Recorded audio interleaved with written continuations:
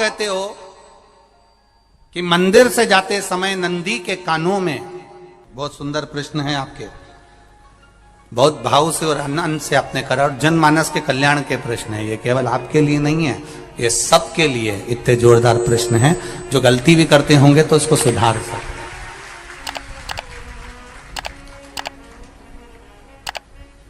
आपने कहा कि नंदी के कानों में कहना चाहिए, लोग हंसते हैं, कहते हैं बताओ वो नंदी के कानों में भगवान को कहना चाहिए। वैसे तो हम आपको एक बात बता दें कि दुनिया के लोग किसी दूसरे धर्म की कभी हंसी नहीं उड़ाते। दुनिया के लोगों को दूसरे का धर्म अच्छा लगता है। दुनिया के लोग सबसे ज्यादा हंसी उड़ाते हैं तो हमारे सनातन धर्म की ही उड़ाते हैं, और जी खुद उड़ाते हैं, दूसरा उड़ाने वाला नहीं होता। दूर के ढोल हमें समझ में आते हैं, उसका धर्म हमें समझ में आ गया, उनके यहाँ क्या है, ऐसा है, आओ कुछ नहीं, उनके धर्म में ऐसा है, कितना आनंद हमें दूसरे के धर्म में लग रहा है, और हमारा सनातन धर्म हमको बुरा लगता है। हमारे सनातन धर्म हमें बुरा लगने लगा। अरे भाई, लोग कहते हैं कि नंदी के कान में कहते हो, ये कोई हमारे पुराणों में या शास्त्रों में लिखा है? भगवती बहन साहू, आपको धन्यवाद देना चाहूंगा और एक बात कहना चाहूंगा, जितनी भी शिव महापुराण के अंतर्गत चाहे उपाय जो बताए जाते हैं कि बेलपत्री ऐसे चढ़ाना, काली मिर्च ऐसे चढ़ाना, चावल ऐसे चढ़ाना, धतूरा का क्या महत्व है, शमी के पत्ते का क्या महत्व है, बेलपत्री के पत्ते का क्या महत्व है, ये जितनी भी बातें बताई जाती हैं ये सब पुराण के अंतर्गत से बताई जाती है। अब दुनिया के लोग इसको चाहे टोटका कह दें, चाहे दुनिया के लोग इसे टोना कह दें, पर पुराण से हटकर कुछ नहीं। और आप लोगों को अगर बोला है कि नंदी के कान में कहकर भगवान शंकर के मन में बात पहुंचे, तो ये क्यों कहा, तो ये भी हमारी शिव महापुराण में लिखा है, जलंधर के चरित्र में। कोई आपसे कहे कि नंदी के कान में बोलने से क्या होता है, ये जलंधर का चरित्र कह रहा है। मां पार्वती जी का हस्त कमल पकड़कर जलंधर लेकर जाने लगा।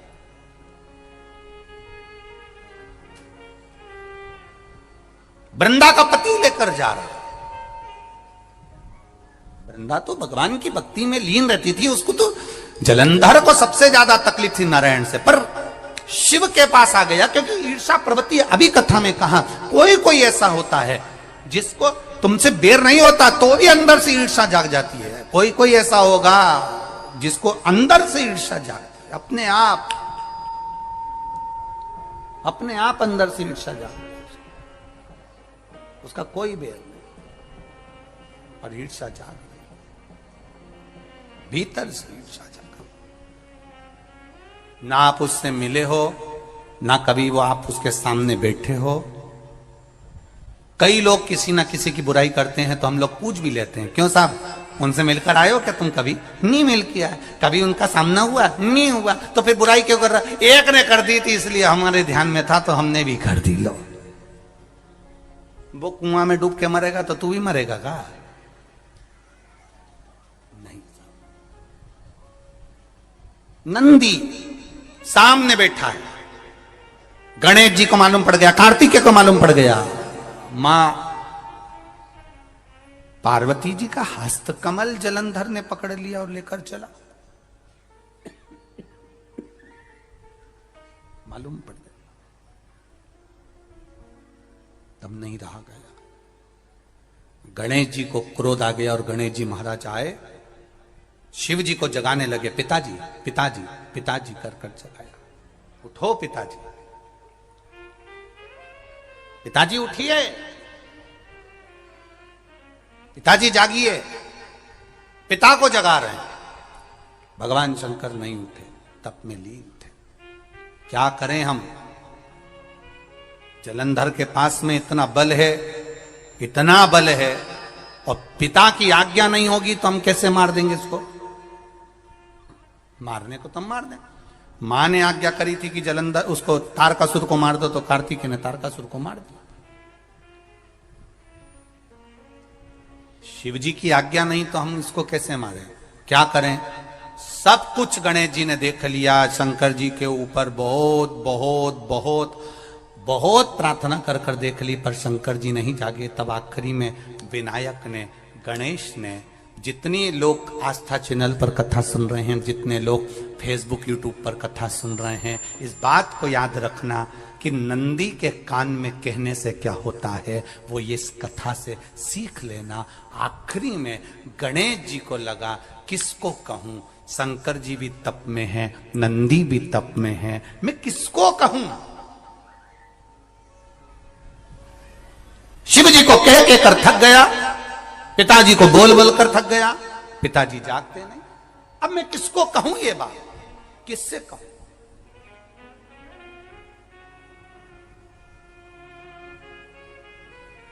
विनायक गए सीधे अब नंदी के पास में। नंदी भी तप में लीन थे, शंकर जी की ओर मुख था, शंकर जी की ओर मुख था। गए और जाकर तुरंत विनायक ने नंदी के कानों में जाकर कहा, नंदीश्वर, मैया का हाथ पकड़कर जलंधर लेकर जा रहा है, पिताजी तप में लीन है, कृपा करिए ना। बस केवल नंदी के कान में कहा, गणेश जी दूर हट गए। नंदी के कान में कहा, शंकर जी के नेत्र खुल गए, शिव जी के नेत्र खुले। ध्यान देना जरा, इस शिव महापुराण की, आशुतोष शिव महापुराण की कथा, जो कथा यहां कही जा रही है, यह कथा पहले के चरित्रों में सुनने को नहीं मिली होगी। जरा ध्यान देना इस संवाद पर, जितने लोग आस्था चैनल पर, जितने फेसबुक यूट्यूब पर सुन रहे हैं। सनातन धर्म की हंसी उड़ाने वाले कह देते हैं नंदी के कान में कहने से क्या होता है, नंदी के सामने जाकर बोलने से क्या होता है, नंदी के पास बैठकर बोलने से क्या होता है, नंदी के पास बैठकर शंकर जी का मात्र दीदार करने से क्या होता है, दर्शन करने से क्या होता है। वो अच्छे से समझ लेना, जो लोग सनातन धर्म पर उंगलियां उठाते हैं वो अच्छे से समझ ले इस बात को।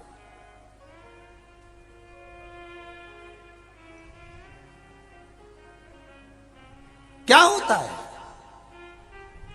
नंदी तप में लीन, शिवजी तप में लीन, शिव नहीं उठ रहे। विनायक ने नंदी के कानों में जाकर कह दिया, नंदी के कान में जाकर कहा, नंदी के नेत्र नहीं खुले।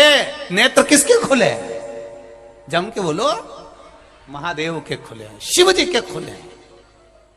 ये मन का तार, नंदी शंकर की आराधना कर रहे थे, शिव अपनी भक्ति में डूबे थे।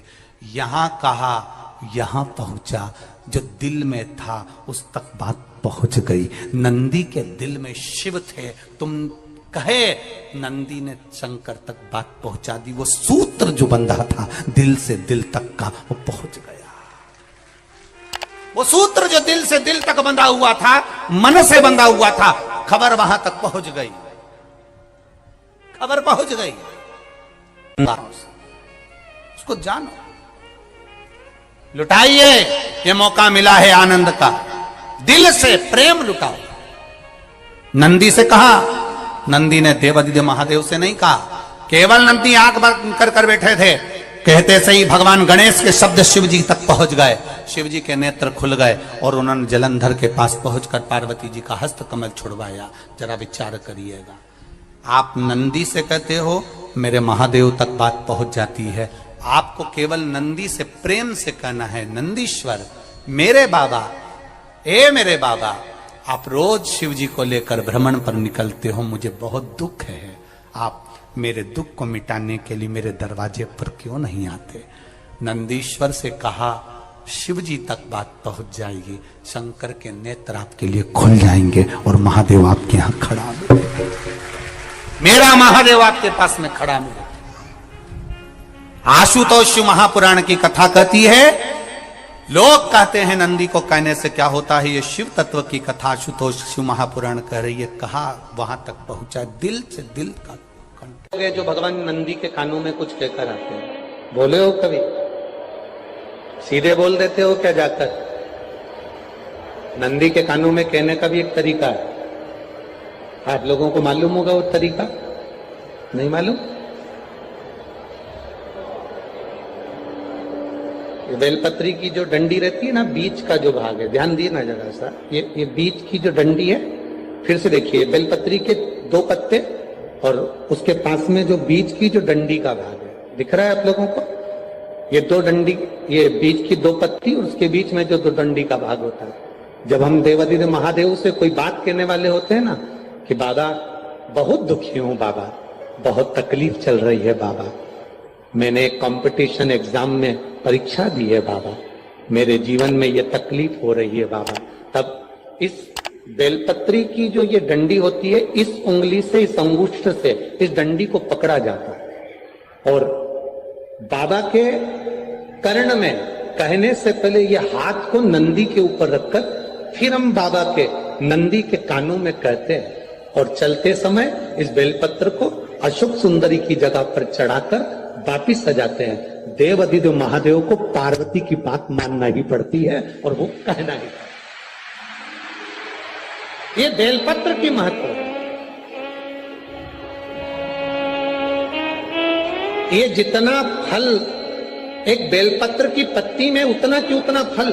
हम आपसे फिर कहेंगे, कभी मौका मिल जाए जिंदगी में, कभी तुम्हारे जीवन में अगर मौका मिले और कहीं बेलपत्री का वृक्ष मिल जाए जिसकी छांव तुम्हारे ऊपर पड़ रही हो, तुम्हारे ऊपर अगर बेलपत्री की छांव पड़ रही हो, उसके नीचे बैठकर कभी मौका मिले, एक बेलपत्री का पत्ता मात्र रखकर आप शिव जी का नाम लेकर जल भी अगर समर्पित कर रहे हो ना, तो वो 12 ज्योतिर्लिंग को जल चढ़ाने के बराबर फल प्रदान कर।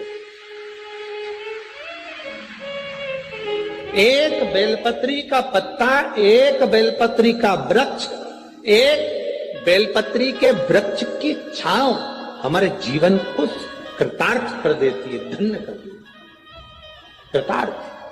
कभी भी शंकर के मंदिर में जाओ, शिव जी का पूजन कर जब वापिस आओ, तो शंकर भगवान के मंदिर में जो बाहर नंदी बैठता है, उसके कानों में ओम नमः शिवाय बोलकर अपने मन की कामना उसके कानों में बोलकर आप आ जाइए, आपकी कामना 3 महीने में पूरी हो जाती है। नंदी के ईश्वर भगवान का स्मरण करिए।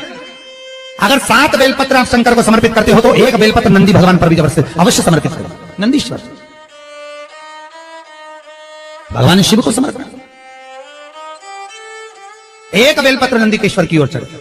और बहुत ध्यान दीजिए महाराज, अगर कोई काम अटक रहा है, नहीं हो रहा, बहुत प्रयास करा, तो भगवान शंकर के मंदिर में 5 बेलपत्र चढ़ाइए। और शंकर भगवान की जो छोटी लड़की है अशोक सुंदरी, आपको बताया था ना अशोक सुंदरी का स्थान, भगवान शंकर की 6 लड़कियां हैं, उसमें से सबसे छोटी लड़की अशोक सुंदरी की जगह पर 1 बेलपत्र चढ़ाइए। फिर 1 बेलपत्र नंदीकेश्वर पर चढ़ाइए और नंदीकेश्वर पर चढ़ाने के बाद भगवान शंकर के मंदिर के बाहर चौखट पर दिया लगा दीजिए साइड में, और फिर अपने घर पर आ जाइए, आपका कार्य सफल होना प्रारंभ हो जाएगा। नंदीकेश्वर भगवान नंदीकेश्वर का स्मरण कर लेने पर जीवन आनंद सुख की अनुभूति करता है, आनंद सुख को पाता। भगवान नंदीकेश्वर का पूरी दुनिया में केवल एक केदारनाथ ही एक ऐसा है जहां पर ओम कुंड विराजमान है। कौन सा कुंड है वहां पर? ओम कुंड। जो बच्चा हकलाता है, तोतला बोलता है या गूंगा होता है, जिसकी वाणी नहीं होती, वो अगर ओम कुंड पर जाकर ओम बोलने का प्रयास करता है तो जितनी देर तक उसके मुंह से घुन्न की आवाज निकलती है, उतनी देर तक ओम कुंड में से पानी का बुलबुला निकलता रहता है। और 7 या 8 बार बोलने से व्यक्ति हकलाना छोड़ देता है, तोतला बोलना छोड़ देता है और उसकी वाणी आ जाती है। वो ओम कुंड केदारनाथ जी में बसता है। कहां बसता है?